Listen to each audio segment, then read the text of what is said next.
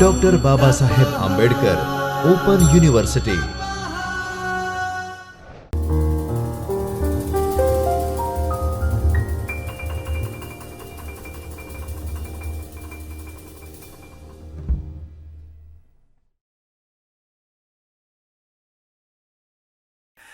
Namaskar dear students and learner of this course. I am Professor Kamesh Rawal. I welcomes you in the video lecture series of Dr. Babasaheb Ambedkar Open University.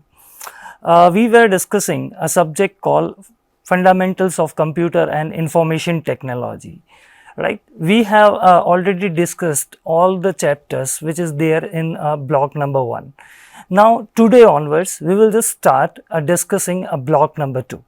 So basically in the block number 2 we will discuss the various different type of memories which is actually associated with the computer and all the IO devices, input and output devices. In today's session we will focus on these topics.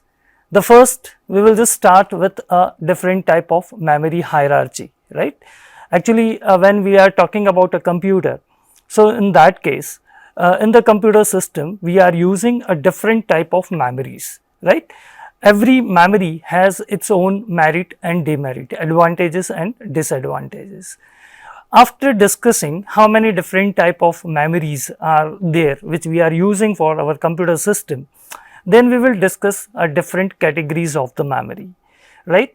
Once we will discuss or complete a different category, then we will start our discussion on a different characteristics of the memory, and finally we will discuss different type of memories. Okay, so we know that a computer system needs a memory to store the data which is inputted by the user. It also needs a memory to process the data, right. CPU needs some memory. CPU needs some memory to process the data, whatever data is given by the user to process. CPU again need some memory. Not only that, after processing whatever information or result is obtained, to store that result again a computer system needs a memory. In a computer system different type of memories are used, right. Why we need to use a different type of memory? Why we are not using a single memory? So here we have some memory. If we'll talk about a random access memory, then the random access memory, it is a faster memory and CPU can directly interact with that memory, right. But the problem with the random access memory is it is a volatile in nature. Now what we mean by a volatile? Volatile means it is relevant with the power supply, right. If you continue supply, if you are continuing supplying power supply, in that case, if you are continuing supplying energy, in that case, the content whatever you have stored inside the random access memory, that will remain as it is. But once you turn off the machine, once you shut down the machine, once you discontinue the power supply, in that case what happened, whatever content is there within the RAM, everything will be erased. And due to that reason we are calling that random access memory as a volatile memory, right. So what if we want to store the data permanently? Today if the company has done some of the transaction and that we want to record so that we can access that transaction after a day or after 2 days or after a month or after a year, so obviously it is not possible with the random access memory, and that is why what we need is we need a secondary memory. Okay, so unfortunately a faster memories are there like RAM, which is a very costly. Second, they need a continuous power supply, right, and they are not actually available in the larger size, and due to that reason we need to use a secondary memory. So why we are using a secondary memory? Because of we want to save the cost, physical size, to save the data permanently. Obviously for all this purpose we also need a secondary memory, right. RAM only, obviously it will not work. Okay. On the other hand, what we can say is if we will talk about we can say CPU, right. So CPU is it's a very fast compared to the speed of hard disk. compared to the speed of secondary memory. And CPU don't want to interact with the secondary memory directly. Why? The reason is quite simple. CPU is very fast while the secondary memories are very slow compared to the speed of the CPU. Due to that reason, right, we need some fast memory, right. So obviously it is not possible that we are using only the secondary memory because it is cheap, right. We also have to use a random access memory because of the speed, right. So here both the memories are important. Okay. Now how many different type of memories are there? So obviously when we are talking about a CPU, so CPU needs a memory, right, and here we are using a different type of memories. So see here in the figure, to deal with this particular problem whatever we have discussed, right, we are using a different type of memory, and that entire hierarchy is represented on the screen, right. So here what we have is, if we'll talk about the first memory, it is called a CPU. It's a CPU registers, right. After CPU registers, what we have is, we have a cache memory. Then after cache memory, we have a main memory, which is also, you can consider this memory as your RAM or random access memory. And then what you have is, you have a secondary memory, right. Secondary memory is somewhat, we can say, our hard disk or SSD drive, right, or any other auxiliary memory. Now see here I have shown that CPU register in a very small rectangular, right, rectangular shape. Cache memory is a little bit bigger than that. So here why we are using a smaller size of rectangle to represent a CPU register? The reason is quite simple. Usually this CPU registers are a very small amount of memory we are using in a computer system, right. So if we will talk about a CPU register, they are available in the we can say size of bytes, right. There are several registers are there, for example AX register, accumulator, then BX register, base register, CX register, which is called a counter register, DX is a data register, and all these registers are available within the CPU, and the size of all these registers are just in a bytes, right. So this memory is usually available in a very small size, and due to that reason we have represented that CPU register in a small size of rectangular shape. Okay. Now we will talk about a cache memory. Okay, where what is at the exact location where the CPU registers are placed. So obviously the CPU registers are placed within the chip of that CPU, right. So registers are there. Register, it's a very high speed memory, it is a very costly memory, and one more thing, it is available in a smaller size, and this memory is fitted into the chip of the CPU itself, right. Okay. The another memory which is known as a cache memory. So nowadays if you are buying a computer or laptop, you will get the CPU with some MBs of cache memory, so nowadays we can get a CPU with 4 MB of cache memory or 8 MB of cache memory, right. So the cache memory is a bigger in a size than CPU register. This is again it's a costly memory. Both the memory like register and cache memory are made from flip-flops, right. So they are faster memory.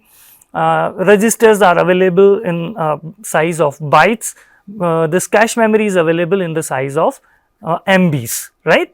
Okay. Now apart from this, what we have is, we have the another memory which is called a main memory. Now this is what, it's a temporary memory which we are providing to the CPU, because again main memory is a high speed memory, right. Obviously if we will talk about a speed of a main memory, so the main memory is a slower than this register, slower than cache memory, but it is a faster than a secondary memory, right. So here the main memory are usually is your random access memory. Here the data has to be stored in IC circuits, right. So integrated circuits are there to store the data. It is a volatile in nature, right, and due to that reason what we need is, we need another memory, and that memory is called a secondary memory. So let's suppose if you are talking about this arrow which is we have represented at the left hand side. So that says, you know, if you are moving from a CPU register to cache memory to memory to main memory to secondary memory, the storage space gets increased, right? Registers are available in the size of bytes, cache memories are available in the size of MBs, right, megabytes.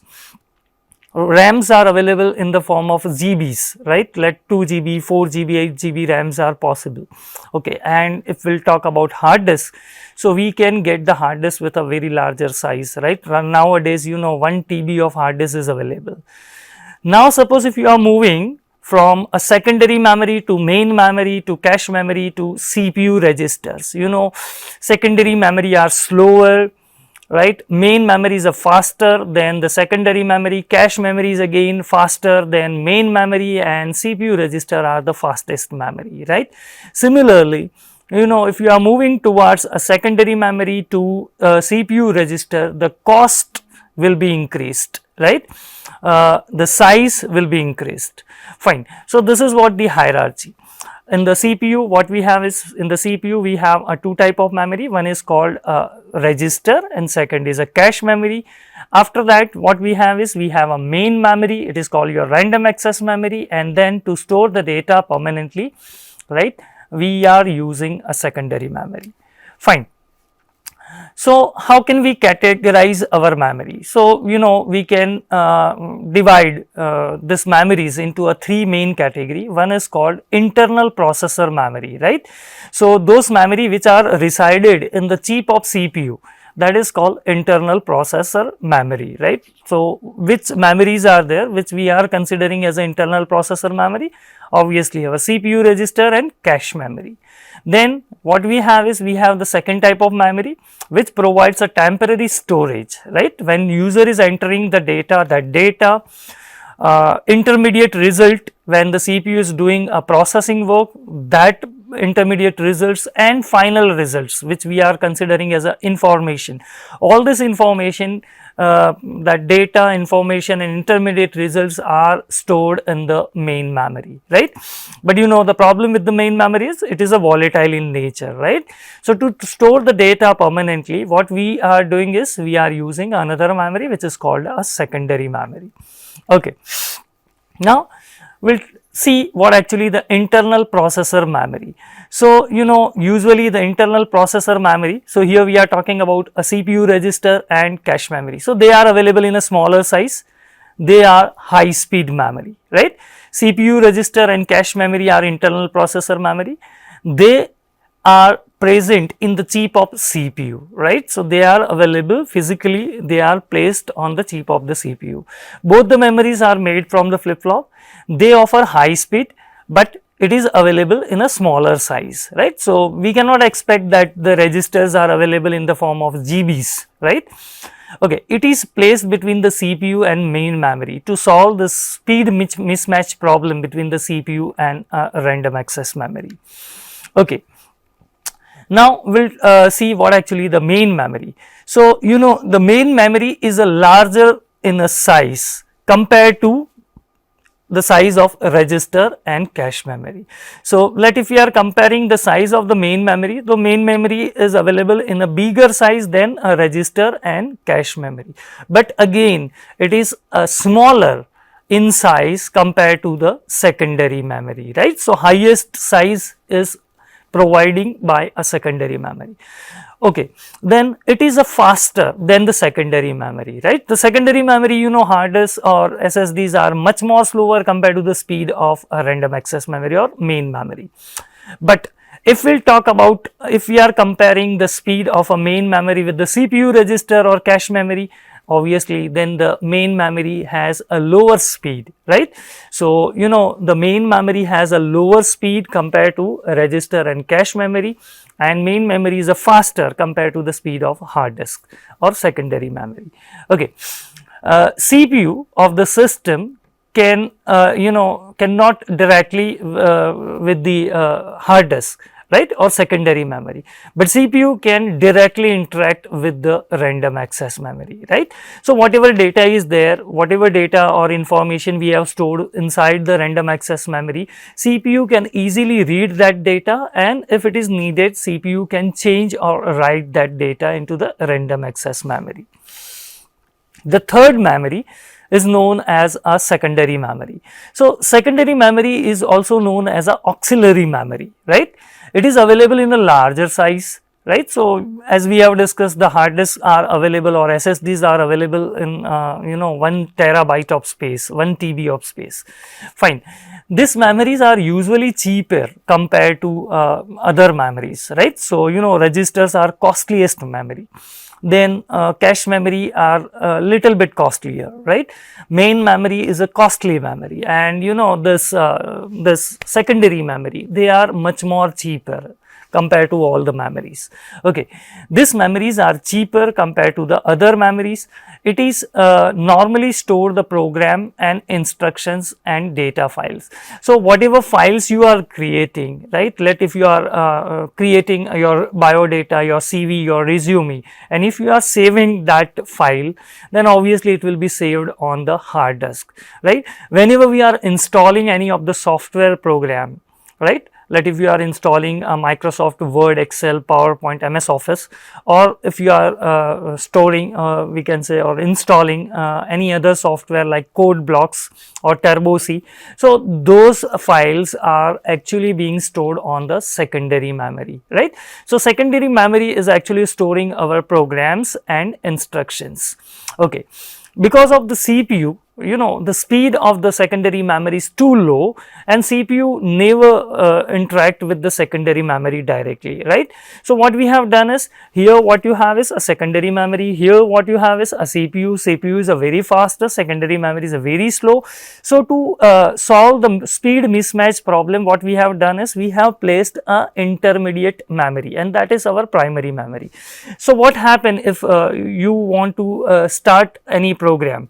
Whenever you want to start any program, you are just executing the command, and that particular program file, the executable file of that particular program, will gets loaded from a secondary memory to primary memory, right. If you are doing a double click on any of the file, right, then that file will be copied from a secondary memory to primary memory. Once the data or program get translate or transferred from a secondary memory to a primary memory, then and then the CPU will start interact with that particular data or program, right.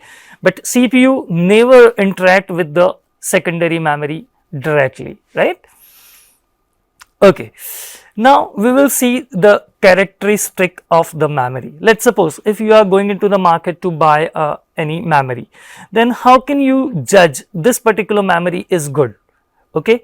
So obviously here, when we have two primary memories, for example, two main memories are there, or two hard disks are there, or two SSDs are there, and if you want to choose which memory is the better, you need to go ahead with a several parameter, right. Now what are those parameters? The first parameter is what? Is the storage capacity. So if you have a two memory, first you need to check the storage capacity, right, of both the memories. Those memories are better memory or good memory which is having higher storage capacity, right. Let's suppose if you have a two random access memory, and if you want to judge which memory has to be you need to buy. So in that case, we need to check, this is a 4 GB of RAM, this is a 8 GB of RAM, then 8 GB of RAM is a better, right. Let's suppose if you have a two different type of hard disk, right, one is of 512 GB, second is a 1 terabyte. So obviously 1 terabyte is higher than 512 GB, it is able to store more data, and due to that reason we need to pick up which memory, hard disk of 1 terabyte, right. Okay. Access time. So access time is somewhat, it's a parameter which is related with the speed.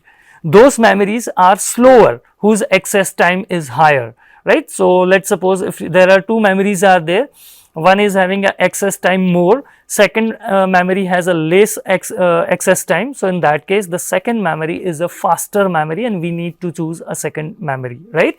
Okay.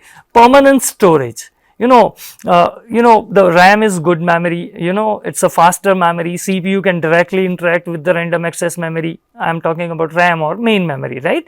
But still we need a secondary memory. Why we need to buy a secondary memory? That is just because of, the secondary memory can provides you a permanent storage, right? Then you need to check the access mode. So mainly there are three type of access modes are there. The first access mode is a sequential access, right? So if you are aware with, the previous audio cassettes, so that type of thing where the data is recorded on the tap and we need to rotate, the tap by using motor.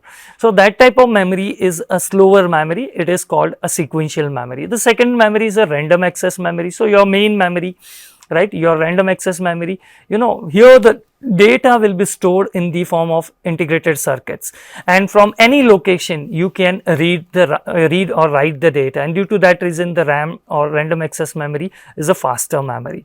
Another type of memories are there, access mode is there, which is called direct access. Now see, let's suppose if you talk about a compact disc, CD or DVD. So here, we do not have to play first song, then second song, then third song, and then we need to play fourth or fifth song. You can directly jump to a fourth song or fifth song. But once you are starting then that particular song, then the entire song will be played in a sequential order, right? So here you can jump directly on a particular track, but after once you reach on that track, the data will be accessed in the sequential mode. So it is called a direct access. Then what you need to do is, sometimes you also need to check the physical characteristic, right? For example, let's suppose if we'll talk about a laptop. So obviously the laptop has a thinner hard disk, right? If you have a bigger thick hard disk, obviously you can install it into the computer system, right? If you have a tower cabinet or something like that, but the same hard disk you cannot fit on, in a laptop. So when you are buying any kind of memory, you just have to check the physical, means a thickness or height of that memory, that they are called a physical parameters. Okay, now types of memory. So mainly we can divide two types of memory. One is a primary memory and another one is a secondary memory. Fine. Now in this particular session, primary memories are random access memory and read only memory, right? And secondary memories are, let's suppose we'll talk about hard disk or SSD, solid state drive. Later on we will do a detailed discussion on what actually the random access memory is there, what is ROM, how many type of ROMs are there, hard disk, how the data will be recorded in the hard disk or SSDs, right? So we will go into the detail of all this thing. But right now what you need to do is, you just have to memorize primary memories are which memory? RAM and ROM, random access memory and read only memory. And what are the secondary memories? The secondary memories are hard disk or SSD, right? It's a solid state drive. Fine. Now in this session, what we have done is, we have discussed the entire memory hierarchy, different type of memories which we are using in our computer system. We have discussed a category, we have discussed a characteristic, and finally we have discussed a type of memories. Fine. So I think this much discussions are sufficient for our today's session. Okay, so we'll meet in the next session. Till then, take care and bye bye.